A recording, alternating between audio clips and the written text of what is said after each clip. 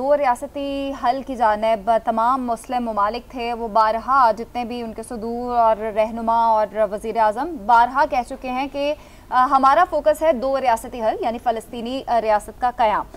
अब ये पॉइंट इस 20 नुकाती एजेंडे में नहीं है, तो मैं सिर्फ आपसे पूछना चाह रही हूँ, आपको क्या लगता है अभी मुस्लिम ममालिक के जितने भी सरबराह हैं, हमास की जानिब से रिएक्शन तो आना है, वो क्या आपको क्या लगता है कि क्या रिएक्शन आ सकता है उनकी जानिब से? नहीं, इसमें दो रियासती हल तो ये नहीं है। मैंने आपसे पहले भी अर्ज किया, ये दो रियासती हल इसमें नहीं है। इसमें 21वें नुक्ते में आना था ना कि आखिर इसका क्लोजर कैसे होता है। कॉम्प्रिहेंसिव जो पीस एग्रीमेंट है, तो उसका जो एंड है वो तो फिर दो रियासती हल पे होना चाहिए था ना। वो ये तो नहीं है कि वो आखिर में एक बोर्ड बना रहेगा और वो बोर्ड ही हमेशा काम करता रहेगा और फिर क्या होगा। मतलब वो हमेशा एक बोर्ड रहेगा, जब प्रेसिडेंट ट्रंप की मुद्दत खत्म हो जाएगी तो भी वो बोर्ड चलता रहेगा। वो भाई बोर्ड जो है वो कहीं उसकी कोई टाइम लिमिट होगी, वो कब तक के लिए होगा, फिर वो उसमें कौन से लोग होंगे, अभी उनके नाम ही डिसाइड नहीं हुए सवाई टोनी ब्लेयर के, और प्रेसिडेंट ट्रंप ने कहा कि मैं उसको हेड करूंगा, तो बाकी उसके मेंबर्स कौन से होंगे।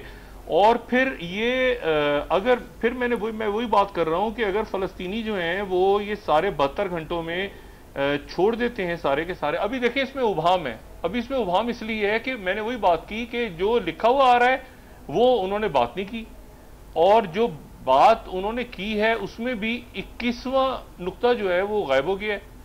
तो इस पे अब यह है कि मेरा नहीं ख्याल कि ये सऊदी अरेबिया, और क्योंकि ये तो टू स्टेट सोल्यूशन की बात हो रही थी ना, तो प्रेसिडेंट ट्रंप ने तो उसमें बात की है खास तौर पे कि ये जो फलस्तीनी रियासत को जो लोग कबूल कर रहे हैं, उन्होंने तो मजाक उड़ाया उनका।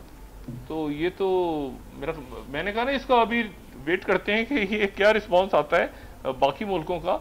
मेरा ख्याल है कि शायद वो हो सकता है इसको एक्सेप्ट करें, क्योंकि देखिए ना, उन्होंने कहा है कि ट्रंप साहब ने कहा है कि हमास को ये एक्सेप्ट करना पड़ेगा, वरना ये इसराइल को हमारी फुल बैकिंग होगी। तो ये मेरा ख्याल है कि नेतन्याहू के लिए तो ये इसमें बहुत कुछ है।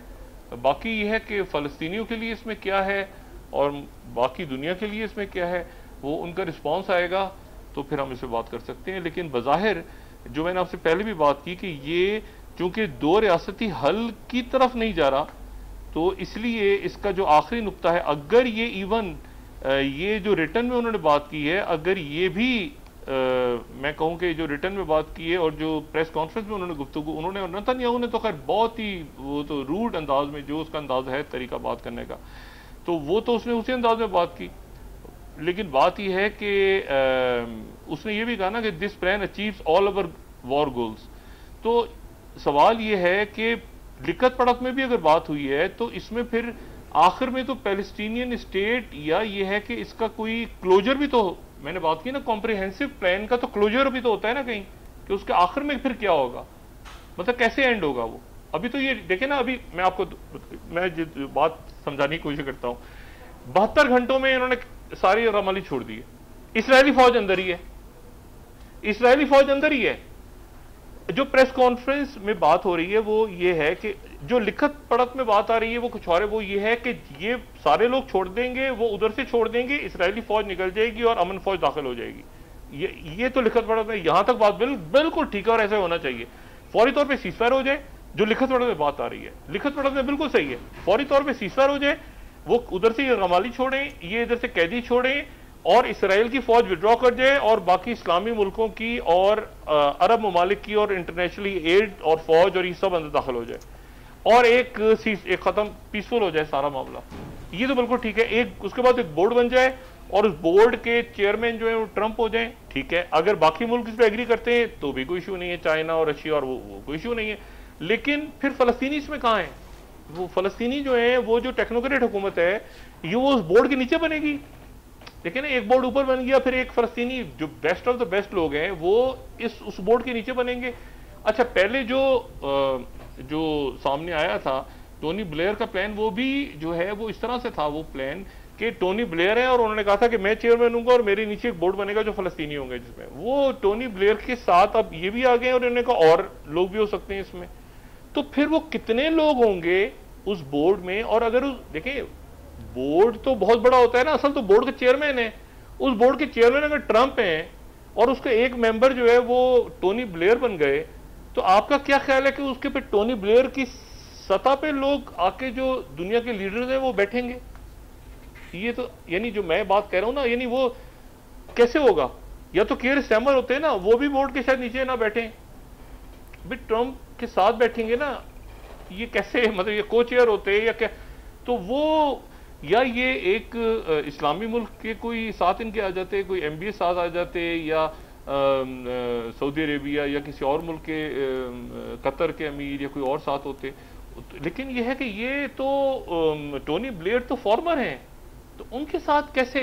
केयर स्टारमर तो कभी भी नहीं आएंगे, दो प्राइम मिनिस्टर कैसे बैठेंगे? तो बाकी अरब ममालिक के लोग आके बैठेंगे और फिर फलस्तीनी उनके नीचे होंगे।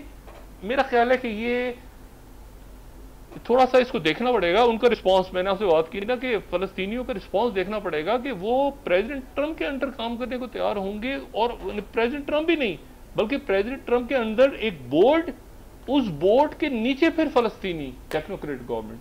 तो ये देखना पड़ेगा कि ये क्या यही प्लान है जो डिस्कस हुआ, या कोई और प्लान है जिसके ऊपर पहले बात हुई? जी अच्छा डॉक्टर साहब, हमेशा से पाकिस्तान का जो स्टैंस रहा है वो ये रहा है कि हम इसराइल को तस्लीम नहीं करते, फ़लस्तीन की सिर्फ एक रियासत है।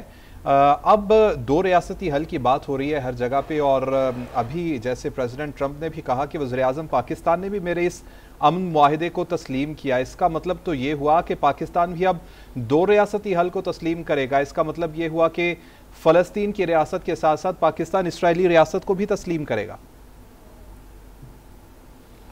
ये तो बहुत बात की बात है ना, दो रियासती हल तो बहुत, देखें आज कोई जरूरत नहीं थी कि ये प्रेस कॉन्फ्रेंस में गोलान हाइट्स का जिक्र करते कि गोलान की पहाड़ियों पर, ये गोलान की पहाड़ियों का जिक्र, तो इसमें ये पीस एग्रीमेंट इन्होंने प्रोवोक किया उसको, अहमद शरा को, सीरिया के लोगों को।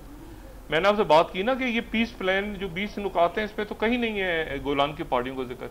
लेकिन जो गुफ्तगू उन्होंने की, उन्होंने कहा कि हम हक तस्लीम करते हैं इसराइल का गोलान की पहाड़ियों पे। और भाई गोलान की पहाड़ियों पे इसराइल का हक नहीं है।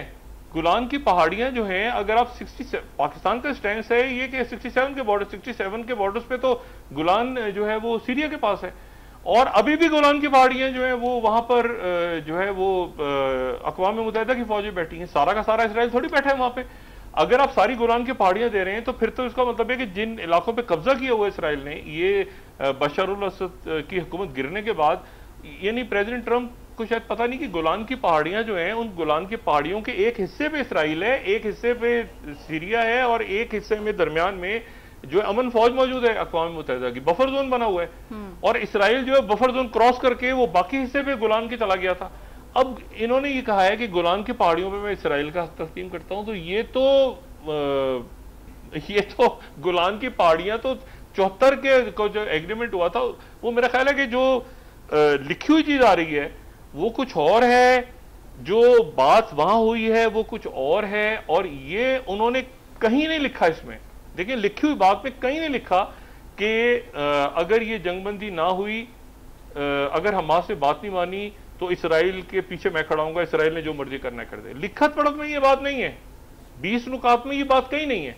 20 नुकात में ये कि फौरी तौर पे सीज फायर है, फौरी तौर पे जंगबंदी है, उधर से यरगमाली रहा है, और इधर से जो है, या तो ये जो रिटर्न है प्रेसिडेंट ट्रंप ने जो बात आखिर में की ना कि अभी हमने साइन भी करना है, ये भी करना है, प्रेसिडेंट ट्रंप ने, और इसीलिए उन्होंने सवाल जवाब भी नहीं लिए और वो चले गए। यानी आप देखें ना, फिर ये तो एक स्टेटमेंट ही आ जाती दोनों की तरफ से। लेकिन वहां जाके फिर अंदाजा हुआ, क्योंकि जो अग्रेसिव टोन इख्तियार की नतन्याहू ने, तो नतन्याहू के अग्रेसिव टोन के बाद तो फिर एकदम से चढ़ाई हो जानी थी हर तरफ से। तो उन्होंने कहा कि वो इसको मैं यानी जो बात लिखी हुई है उसी पे वो जाएंगे, लेकिन फिर इवन जो लिखी हुई बात है उसमें भी चूंकि क्लैरिटी नहीं है, उसका कोई टाइम फ्रेम नहीं है। ये बोर्ड क्या गैर मुय्यना मुद्दत तक काम करेगा? ये बोर्ड कहां, इसका एंड कैसे होगा इस बोर्ड का? ये जो एक बोर्ड बनेगा, और इस बोर्ड के नाम ही नहीं है भाई। अचानक इसमें ट्रंप हैं, टोनी ब्लेयर हैं, तो बाकी कौन है? ठीक है ना, उन्होंने कहा बाकी लोग भी आ जाएंगे, कब आएंगे? तो ये मेरा ख्याल है कि ये एक कुछ एब्रप्टली इसमें कुछ तब्दीली आई हैं। और अब वो मैंने आपसे वही बात की कि ये प्रेस कॉन्फ्रेंस के दौरान ही ये 20 नुकात हमारे सामने आए हैं। रिस्पांस देखना है इस पे। अगर तो ये लिखत पढ़त की बात है ना, तो लिखत पढ़त में तो ठीक है कि फौरी तौर पे कम से कम जंगबंदी तो करें ना, अभी जंगबंदी फौरन सीज फायर का ऐलान कर दें। और लेकिन वो सीज फायर का ऐलान, देखिए बात यह है, फिर वही बात, सीज फायर हो गई, देखिए मैं इसको इस तरह समझ रहा हूं, जंगबंदी हो गई, उधर से इसराइल ने कहा कि हम हमले नहीं कर रहे, और इधर से इन्होंने कहा कि हम हमले नहीं कर रहे, ठीक है, यानी दोनों ने हमले करना बंद कर दिए, गोलियां नहीं चल रही। इन्होंने यरगमाली सारे छोड़ दिए, उन्होंने कैदी सारे छोड़ दिए, लेकिन इसराइल की फौज तो अंदर है, और इसराइल की फौज ने अगर दोबारा हमला कर दिया, वो तो अमन फौज तो बाद में आएगी, जब अमन फौज अंदर पहुंचेगी तो फलस्तीनियों को बचाएगी ना। तो हमास के लोग जो हैं वो बाहर निकल कर आ जाएं, और वो अपने आप को कैदी भी सारे छोड़ दें, यरगमाली भी सारे छोड़ दें, और खुद भी वो हथियार फेंक दें, और इसराइल की फौज भी अंदर ही है, और वो अमन फौज अभी कहीं उसका वजूद नहीं है, तो उसकी कोई टाइमलाइन भी तो होनी चाहिए थी ना। इन्होंने टाइमलाइन दे दी है सिर्फ हमास को 72 घंटों में, तो 72 घंटों में वो अमन फौज किधर है? वो अमन फौज कहां से 72 घंटों में पहुंचेगी जी? और क्या 72 घंटों में इसराइल की फौज निकल जाएगी वहां पे? जी ठीक है, अब देखना यह है कि हमास का रद्द अमल क्या आता है और मुस्लिम और अरब ममालिक का रद्द अमल क्या आता है।